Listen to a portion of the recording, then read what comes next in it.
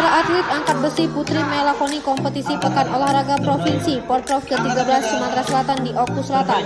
Para atlet yang berasal dari berbagai kabupaten atau kota di Sumatera Selatan itu digelar di Aula Guest House Pemkab Oku Selatan Selasa 23 November 2021.